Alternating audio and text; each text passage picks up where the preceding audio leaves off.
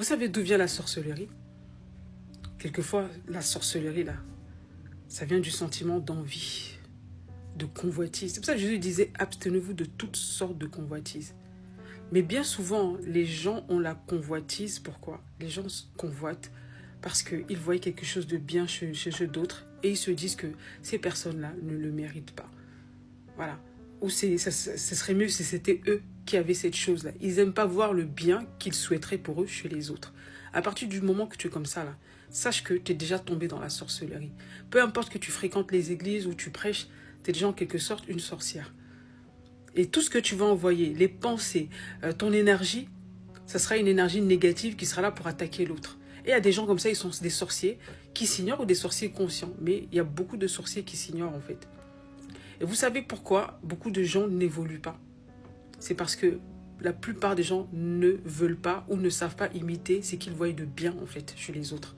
Oui, je vais vous dire une chose, apprenez à imiter ce que vous voyez de bien chez les autres. Par exemple, tu vois quelqu'un qui réussit, mais demande-toi comment il a fait pour réussir.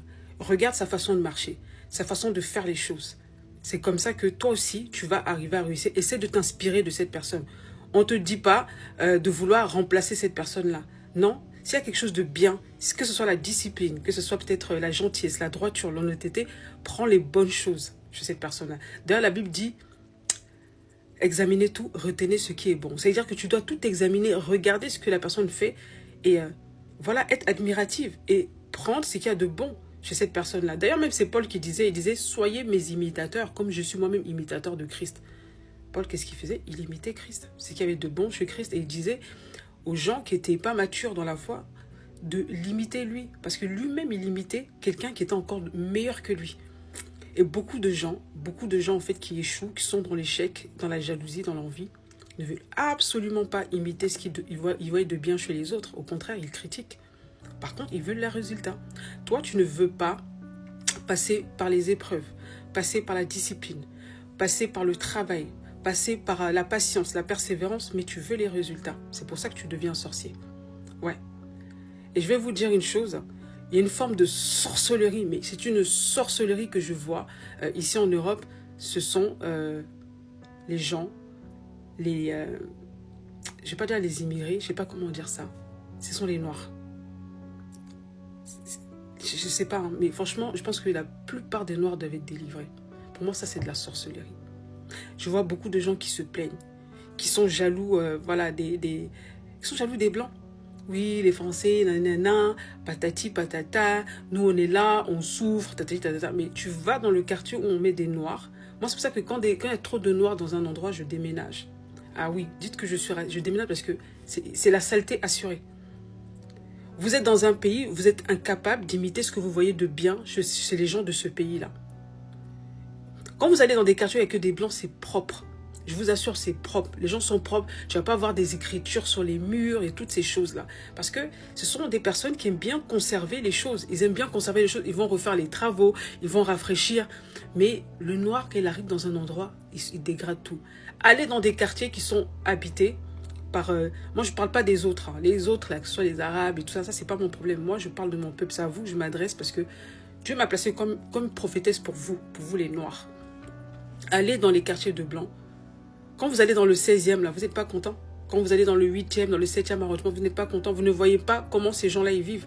Pourtant, vous vivez dans ce pays-là. Certains même sont nés dans ce pays-là. Mais vous êtes incapable d'imiter ce qu'il y a de bon chez les gens. Vous êtes né dans un pays étranger. Vous êtes déjà chez les gens. Et c'est vous qui voulez ramener votre sauvagerie chez les gens.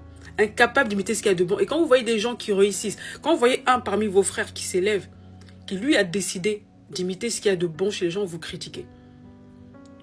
Vous commencez à attaquer cette personne-là. Ça, c'est de la sorcellerie. Vous êtes des sorciers. Je dis, beaucoup de Noirs sont des sorciers. Ils sont peut-être pas nés en Afrique, hein, mais ils ont hérité de l'esprit de sorcellerie de leurs parents. Ah oui, cette sorcellerie-là, elle s'est réveillée en vous. Sorcellerie de ta grand-mère, là, tu as repris ça ici en France. Malgré que tu es né en France, c'est la même sorcellerie que tu pratiques. Je vais vous raconter une histoire tout simple. C'est pas une histoire, c'est une anecdote que j'ai vécue hier. J'étais avec une collègue, une jeune collègue, hein, voilà, qui a la vingtaine, d'origine sénégalaise, très belle, jolie, bien élevée. Oh, je l'adore cette fille. Élevée, bien élevée cette fille. Et elle m'expliquait qu'elle, vu qu'elle a grandi voilà, dans le sud de la France, dans une toute petite ville, elle était la seule noire dans l'école. Tu vois, elle s'exprime très bien, la fille. Elle s'exprime très bien, classe et tout ça. Elle s'exprime vraiment bien. C'est quelqu'un que j'affectionne beaucoup. Je suis très à l'aise avec elle parce qu'on a quasiment la même mentalité. Et elle m'expliquait que quand elle est revenue ici, à chaque fois qu'elle allait voir ses cousins ou elle allait vers des personnes, et moi j'ai vécu la même chose qu'elle, et il lui disait, mais pourquoi tu parles comme une blanche? Pourquoi tu fais ci? Pourquoi tu fais ci? En fait, les gens l'ont tellement cataloguée. Pourquoi? Parce qu'elle s'exprimait bien. Parce qu'elle a un très bon caractère. En plus, elle est très bien éduquée. Le fait qu'elle ne se conduit pas d'une certaine façon, elle ne crache pas par terre, elle est bien éduquée, et bien ça choquait. Et ces gens-là lui reprochaient même d'être comme ça. Ouais, mais toi, t'es trop une blanche et tout ça, juste parce qu'elle était bien éduquée. Et moi, c'est un truc qui m'a choquée. Je me suis dit, mais pourquoi vous, les Noirs, vous êtes dans un pays étranger où les gens se comportent bien? Pourquoi vous êtes incapables d'imiter ce qu'il y a de bien chez les gens? Et après, c'est eux qui vont se plaindre pour dire, oui, les Blancs sont racistes et tout ça. Mais t'es chez les gens. T'es dans un pays étranger. T'es chez les gens et tu fous la merde. Tu ramènes ta merde là, ta mauvaise éducation chez les gens. Tu veux que les gens chez qui tu vas là, tu veux qu'ils se comportent comment? Et après, c'est pour dire, ouais, mais nous, on est français. Non. C'est bien pour ça qu'on a parlé d'identité nationale. Moi, à l'époque, ça m'avait choqué, mais aujourd'hui, ça ne me choque pas. Je pense que c'est important. Vous ne pouvez pas arriver dans un pays, les gens vous accueillent dans leur pays, et essayer de vous comporter n'importe comment, de faire comme vous voulez. Et de dire après ça que vous êtes français. En fait, vous êtes français que sur le papier. Et la seule chose de français que vous avez, c'est ce que ces gens-là vous ont transmis parce qu'ils vous ont donné l'école gratuite. Ils vous ont permis d'aller à l'école gratuitement, d'apprendre à parler, de vous exprimer en français, d'écrire. Vous devriez dire merci. La seule chose de français que vous avez, c'est ce qu'ils vous ont donné avec les allocations familiales en prime. Mais vous êtes incapable d'imiter ce qu'il y a de bon, en fait. Quand tu arrives quelque part et qu'il y a quelque chose de bon dans un pays, imite. Les gens dans ce pays-là, les Français à la base, c'est des gens disciplinés. Tout le monde a des défauts. Ils ont des défauts, mais vous ne voyez que les défauts. Oui, non. Regardez leur façon d'être. Ils sont disciplinés. La plupart sont disciplinés. Ils font ce qu'on leur dit de faire. Ils sont pas, je sais pas comment dire ça, ils sont pas désordonnés, quoi. Tu arrives dans un pays comme ça, tu as l'opportunité d'avoir un plus, d'améliorer ton comportement, d'améliorer ta personnalité. Pourquoi tu ne le fais pas? Pourquoi forcément il faut que tu ailles prendre les choses qui ne sont pas bonnes? En fait, deux fois, moi, quand j'écoute, quand elle m'a raconté ça, et je parlais avec elle, je discutais avec cette collègue-là, et je lui disais, quelquefois, quand j'entends les Africains parler, ils se dénigrent eux-mêmes. Tu as l'impression que la sauvagerie, c'est quelque chose d'africain, quoi.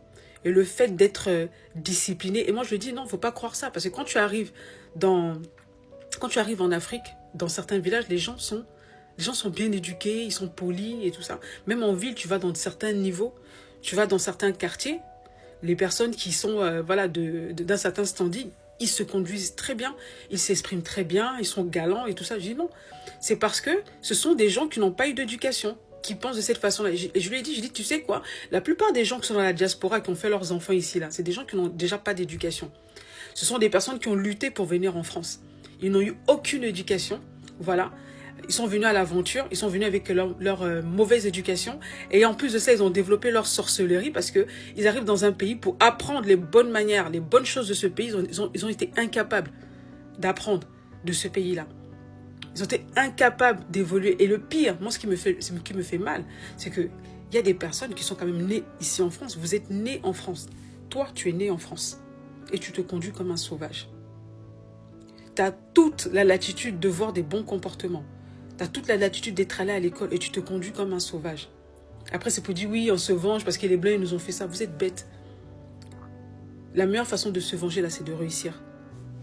Après, et moi, ce qui me fait mal, c'est que c'est votre comportement qui fait qu'on met l'opprobre sur tous les Noirs. On pense que tous les Noirs sont comme vous. Vous êtes bêtes, en fait. Moi, je ne vais jamais vous défendre. Je ne défendrai jamais ce genre de personnes-là. Je préfère de loin, tu vois, les personnes qui ne sont pas nées ici, qui arrivent ici. Et ceux-là, ils essaient de s'intégrer, tu vois, de toute leur force, ils essaient de s'intégrer. Ces gens-là, ils travaillent, et c'est ces gens-là que vous traitez de blédards, ils sont meilleurs que vous.